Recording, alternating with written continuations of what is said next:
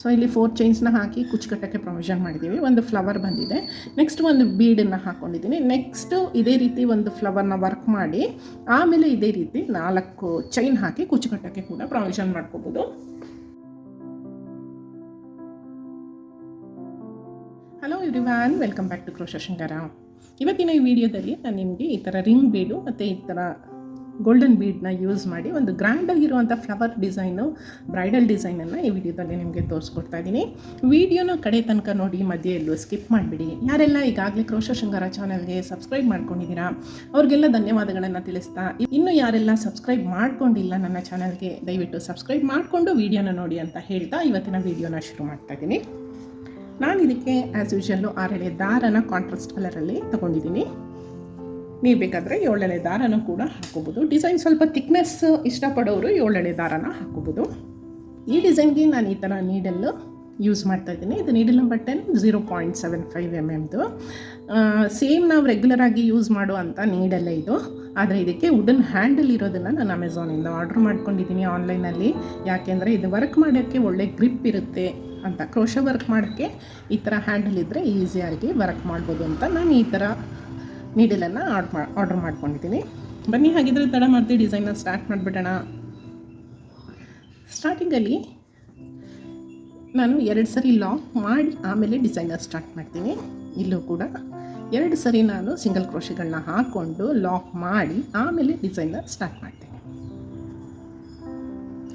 So 2 ಸರಿ single ಕ್ರೋಶೆನ ಹಾಕ್ಕೊಂಡಿದ್ದೀನಿ. ಕುಚ್ಚು ಬೇಕು ಅನ್ನೋರಿಗೆ ಇಲ್ಲಿ 4 ಚೈನನ್ನು ಹಾಕಿ ಕುಚ್ಚಿಗೆ ಪ್ರಾವಿಷನ್ ಮಾಡ್ತಾ ಇದ್ದೀನಿ. ಬಟ್ ಬಾರ್ಡರ್ ಡಿಸೈನ್ ಕೂಡ ಇದನ್ನು ಹಾಕೋಬೋದು. ಈ ಸ್ಟೆಪ್ನ ಸ್ಕಿಪ್ ಮಾಡಿ ಎಲ್ಲಿ ಬೇಕಾದರೆ ಒಂದು ಇದೇ ರೀತಿ ಪ್ಲೇನ್ ಬೀಡನ್ನು ಏನು ತೊಗೊಂಡಿರ್ತೀರ ಸೇಮ್ ಟೈಪ್ ಬೀಡನ್ನೇ ಬೇಕಾದ್ರೆ ಒಂದು ಸರಿ ಇನ್ಸರ್ಟ್ ಮಾಡ್ಕೊಂಡು ಕೂಡ ಈ ಡಿಸೈನ್ನ ವರ್ಕ್ ಮಾಡ್ಕೋಬೋದು. 4 ಚೈನ್ಸ್ ಹಾಕಿ ಇಲ್ಲಿ ಕೂಡ ಎಲ್ಲಿ ಬರುತ್ತೆ ನೋಡಿ ಅಲ್ಲಿಗೆ ಒಂದು ಸರಿ ಲಾಕ್ ಮಾಡ್ಕೋತೀನಿ. ಅದರ ಪಕ್ಕದಲ್ಲಿ ಇನ್ನೊಂದು ಸರಿ ಕೂಡ ಲಾಕ್ ಮಾಡ್ಕೋತೀನಿ. 2 ಸರಿ ಲಾಕ್ ಮಾಡ್ಕೋತೀನಿ. ಈ ಥರ 2 ಸರಿ ಲಾಕ್ ಮಾಡ್ಕೊಳ್ಳೋದ್ರಿಂದ ಸ್ವಲ್ಪ ಡಿಸ್ಟೆನ್ಸ್ ಇರುತ್ತೆ, ಓವರ್ಲ್ಯಾಪ್ ಆಗಲ್ಲ ಡಿಸೈನು ಅಂತ. ನೆಕ್ಸ್ಟ್ ಈಗ ನಾನು 2 ಚೈನನ್ನು ಹಾಕ್ಕೊಂಡು ಎಲ್ಲಿ ಬರುತ್ತೆ ನೋಡಿ ಅಲ್ಲಿಗೆ ಒಂದು ಸರಿ ಲಾಕ್ ಮಾಡ್ಕೋತೀನಿ.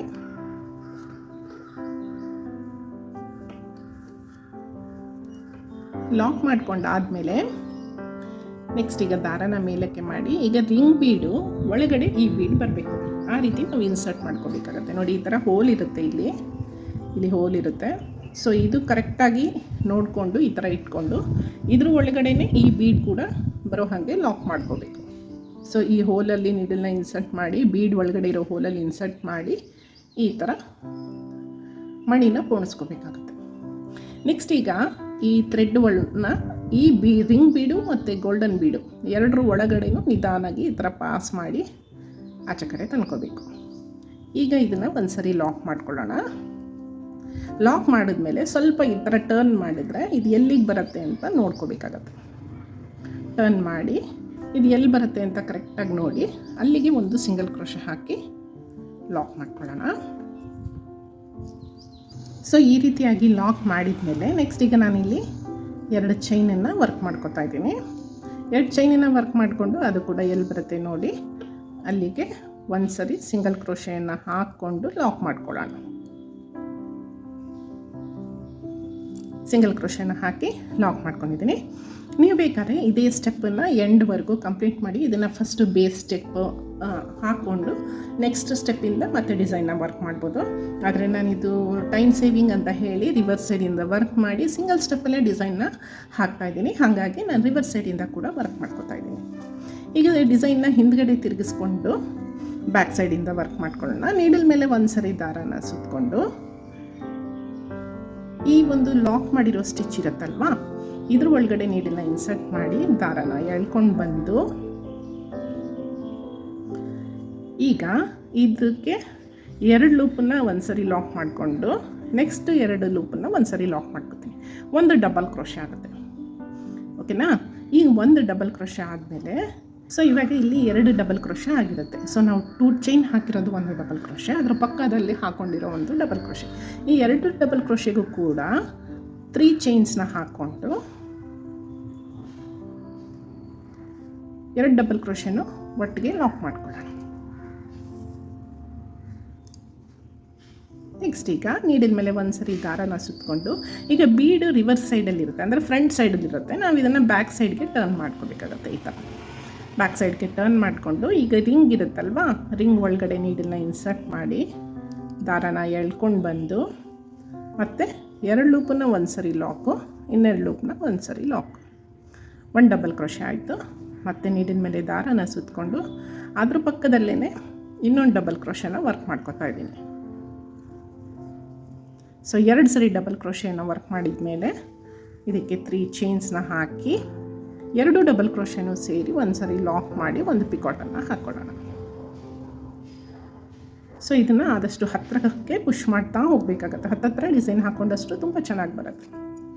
ನೆಕ್ಸ್ಟ್ ಈಗ ನೀಡಿದ ಮೇಲೆ ಒಂದು ಸರಿ ದಾರನ ಸುತ್ತಕೊಂಡು ರಿಂಗ್ ಒಳಗಡೆ ಬೀಡನ್ನ ಹಾಕಿ ದಾರನ ಎಳ್ಕೊಂಡು ಬಂದು 2 ಲೂಪನ್ನು ಸೇರಿ ಒಂದು ಸರಿ ಲಾಕು, ಮತ್ತು ಇನ್ನೆರಡು ಲೂಪನ್ನ ಸೇರಿ ಒಂದು ಸರಿ ಲಾಕು, 1 ಡಬಲ್ ಕ್ರೋಶೆ ಆಯಿತು.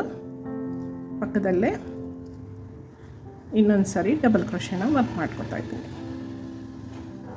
ಡಬಲ್ ಕ್ರೋಶೆನ ವರ್ಕ್ ಮಾಡಿ ಇದಕ್ಕೆ 3 ಚೈನ್ನ ಹಾಕಿ 2 ಡಬಲ್ ಕ್ರೋಶೆನೂ ಸೇರಿ ಒಂದು ಪಿಕಾಟನ್ನು ಹಾಕ್ಕೊಳ್ಳೋಣ. ನೆಕ್ಸ್ಟ್ ಈಗ ಮತ್ತೆ ನೀಡಿದ ಮೇಲೆ ದಾರನ ಸುತ್ತಕೊಂಡು ಇನ್ನೂ 2 ಡಬಲ್ ಕ್ರೋಶೆನ ವರ್ಕ್ ಮಾಡ್ಕೊತಾ ಇದ್ದೀನಿ. 1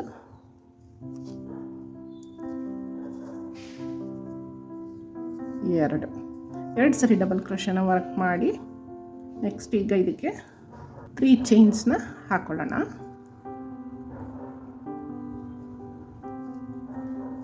3 ಚೈನ್ನ ಹಾಕ್ಕೊಂಡು ಈ 2 ಡಬಲ್ ಕ್ರೋಶೆಗೂ ಸೇರಿ ಒಂದು ಸರಿ ಲಾಕ್ ಮಾಡ್ಕೊಳ್ಳೋಣ. ಸೊ ಇಲ್ಲಿ 4 ಸರಿ ಡಬಲ್ ಕ್ರೋಶೆ, ಅದಕ್ಕೆ ಪಿಕಾಟನ್ನು ಹಾಕ್ಕೊಂಡಿದ್ದೀನಿ. ನೆಕ್ಸ್ಟ್ ಈಗ 5ನೇ ಸರಿ ಹಾಕ್ಕೊಳ್ಳೋಣ. 5ನೇ ಸರಿ ಇಲ್ಲಿ ಡಬಲ್ ಕ್ರೋಶೆನ ಹಾಕ್ಕೊಂಡು 1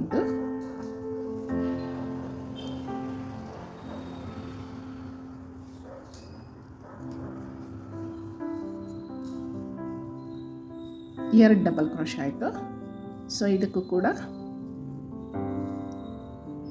3 ಚೈನ್ಸ್ನ ಹಾಕಿ 2 ಡಬಲ್ ಕ್ರೋಶೆನ ಸೇರಿಸಿ ಒಂದು ಪಿಕಾಟ್ನ ಹಾಕೊಳ್ಳೋಣ.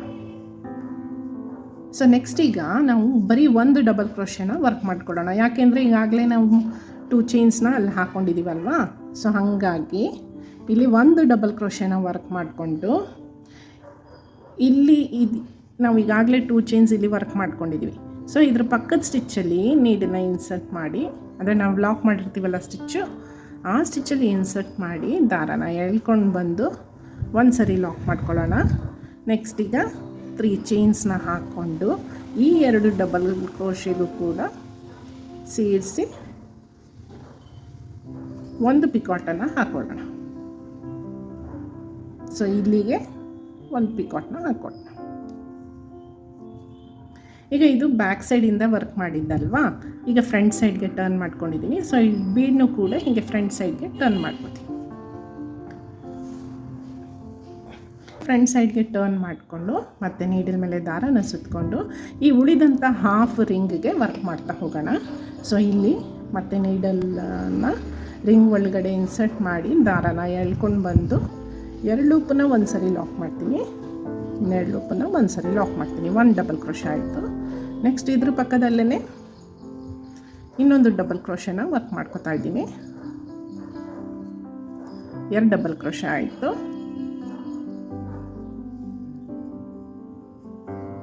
2 ಡಬಲ್ ಕ್ರೋಶೆ ಹಾಕ್ಕೊಂಡ್ಮೇಲೆ 3 ಚೈನ್ಸ್ನ ಹಾಕ್ಕೊಂಡು ನಾವು ಹಾಕ್ಕೊಂಡಿರುವಂಥ ಡಬಲ್ ಕ್ರೋಶೆಗೆ ಲಾಕ್ ಮಾಡಿದ್ರೆ ಒಂದು ಪಿಕಾಟ್ ಆಗುತ್ತೆ. ಸೊ ಆದಷ್ಟು ಹತ್ತತ್ರ ಈ ಥರ ಗ್ಯಾಪ್ ಬಿಡ್ದಿರ ಹತ್ತತ್ರ ಹಾಕ್ಕೊಂಡ್ರೆ ಡಿಸೈನ್ ತುಂಬ ಚೆನ್ನಾಗಿ ಬರುತ್ತೆ. ಮತ್ತು ಈಗ ಸೊ ಇಲ್ಲಿ 1 2 3 4 5 ಡಬಲ್ ಕ್ರೋಶೆಗೆ ಪಿಕಾಟ್ನ ಹಾಕ್ಕೊಂಡಿದ್ದೀವಲ್ವ. ಈಗ ಇಲ್ಲಿ 1 ಆಗಿದೆ, ಇನ್ನು 4 ಡಬಲ್ ಕ್ರೋಶೆ ವಿತ್ ಪಿಕಾಟನ್ನು ಹಾಕ್ಕೊಳ್ಳೋಣ. 2 ಸರಿ ಡಬಲ್ ಕ್ರೋಶೆನ ವರ್ಕ್ ಮಾಡಿ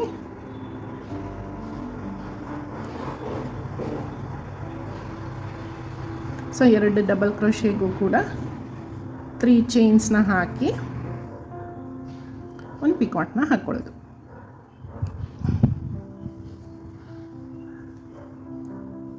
ಎರಡಾಯಿತು. ಮತ್ತು ಈಗ ನೀಡಿದ ಮೇಲೆ ಒಂದು ಸರಿ ದಾರನ ಸುತ್ತಕೊಂಡು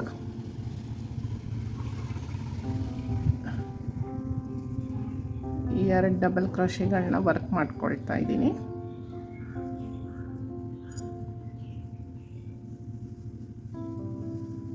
ಎರಡು ಡಬಲ್ ಕ್ರೋಶೆನ ವರ್ಕ್ ಮಾಡಿ ಈಗ ಇದಕ್ಕೆ 3 ಚೈನ್ಸ್ನ ಹಾಕೊಳ್ಳೋಣ. 3 ಚೈನ್ಸ್ನ ಹಾಕಿ 2 ಡಬಲ್ ಕ್ರೋಶೆಗೂ ಸೇರಿಸಿ ಒಂದು ಪಿಕಾಟ್ನ ಹಾಕೊಳ್ಳೋಣ. ಸೊ ಇವಾಗ ಇದು ಆಲ್ಮೋಸ್ಟ್ ಡಿಸೈನ್ ಕಂಪ್ಲೀಟ್ ಆಗಿದೆ. ಈಗ ನಾವಿಲ್ಲಿ ಸಿಂಗಲ್ ಕ್ರೋಶೆ ಹಾಕಿರ್ತೀವಲ್ವ, ಅದಕ್ಕೆ ಫಸ್ಟು ಒಂದು ಸರಿ ಲಾಕ್ ಮಾಡ್ಕೊಂಬಿಡೋಣ. ಲಾಕ್ ಮಾಡಿ ನೆಕ್ಸ್ಟ್ ಸ್ಯಾರಿಗೂ ಕೂಡ ಇಲ್ಲಿ ಒಂದು ಸರಿ ಲಾಕ್ ಮಾಡ್ಕೊಳ್ಳೋಣ.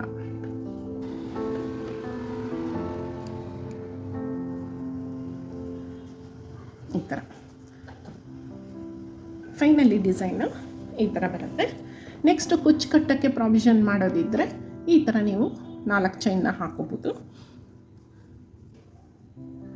ಇಲ್ಲ ನನಗೆ ಕುಚ್ಚು ಕಟ್ಟೋದು ಬೇಡ, ಇಷ್ಟ ಇಲ್ಲ ಅಂದರೆ ಒಂದು ಸಿಂಗಲ್ ಕ್ರೋಶೆನ ಈ ಥರ ವರ್ಕ್ ಮಾಡಿ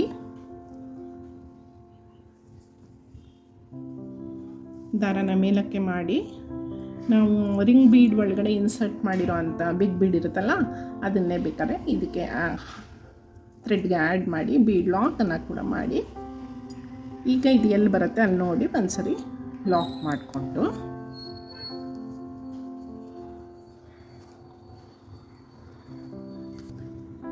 ನೆಕ್ಸ್ಟು ಇದ್ರ ಪಕ್ಕದಲ್ಲಿ